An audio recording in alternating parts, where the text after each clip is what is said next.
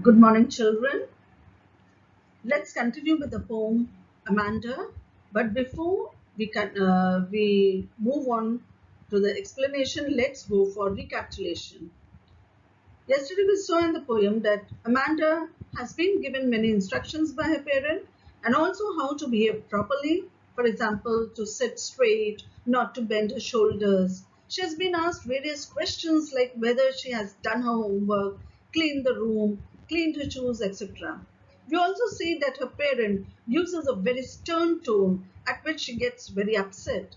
She doesn't respond to any of the commands, rather, slowly moves into her own imaginative world where she imagines herself as a mermaid moving freely in the green sea. She imagines all this because she wants to live a peaceful, independent life and that nobody should nag at her or stop her from doing what she wants to do. So let's continue with the poem. I'm an orphan roaming the street. I pattern soft dust with my hushed bare feet. The silence is golden. The freedom is sweet. Now, again, this paragraph is a parenthesis. Continuous questioning simply troubles Amanda emotionally, and so she withdraws herself into her imaginative world. Here, Amanda perceives herself as an orphan. An orphan is a child without parents, roaming on the streets, moving aimlessly without any purpose.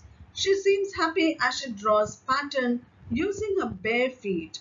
The shouting and yelling of her mother are too harsh for her to bear, that she desires for this calmness. She cherishes the silence and freedom to do as she likes to do. The rhyme scheme used here is E. And the poetic device used here is metaphor. Metaphor is a figure of speech showing comparison of two unidentical things. In the first line, I am an orphan. Orphan is a metaphor. Amanda has been compared to an orphan who doesn't have nagging parents over them. Then again in the third line, silence is golden. Here, silence is having the attribute of gold. Let's move to the next paragraph. Don't eat that chocolate, Amanda. Remember your acne, Amanda. Will you please look at me when I'm speaking to you, Amanda? Again, Amanda is stopped by her mother from eating chocolate as previously that had caused her acne. She is made conscious of the natural phenomenon of developing acne. Her parents nagging, will you please look at me when I am speaking to you, Amanda? Is very cruel and monstrous in the sense that is simply killing Amanda's spontaneous growth. The value of appearance in the society gains more significance than the natural growth.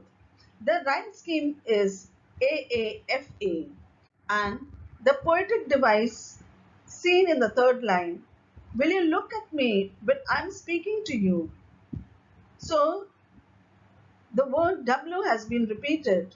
The sound W has been repeated, and so it is alliteration. And in the same line, the word U has been repeated, so the poetic device used is repetition. Now let's move on to the next paragraph. I'm Rapunzel. I've not a care. Life in a tower is tranquil and rare. I'll certainly never let down my bright hair. Now Amanda dreams of the golden-haired Rapunzel, who lived alone in a high tower. Rapunzel is the name of a German fairy tale character who was made to live in a high tower. She thinks that Rapunzel's life must have been very peaceful and contented while living in that high tower. But she doesn't want Rapunzel like life far away from the life she is at present living. She wants to live alone as she doesn't want any emotional suffering. She doesn't have any faith in the human society and its cruel demands on her freedom and personal space. The rhyme scheme over here is GGG, and the poetic device used is allusion.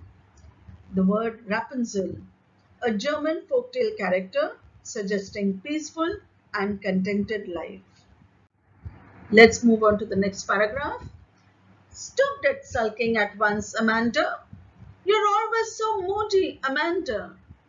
Anyone would think that I nagged at you, Amanda.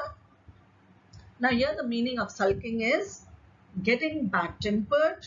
Moody means changing moods, and nagged means teased. Amanda's parents still continue with their harsh instructions. However, Amanda still remains in her own imaginative world. The continuous nagging has made Amanda very moody. Her parents feel that Amanda is not reacting to the instructions, and that is bad. In the line, anyone would think that I nagged you. It is very clear that the parents are more worried about their impressions in society. They do not want that the society should know that they are nagging Amanda. They want a fair balance between what Amanda wants and what society expects of Amanda. This is a cruel situation as Amanda's parents are harming Amanda's natural growth due to the compulsions at society level. The rhyme scheme seen over here is AAFA and the poetic device is alliteration. In the line, stop that sulking at once, Amanda, the sound S has been repeated. So here we end. The question answers will be given to you in the PDF. By that time, goodbye.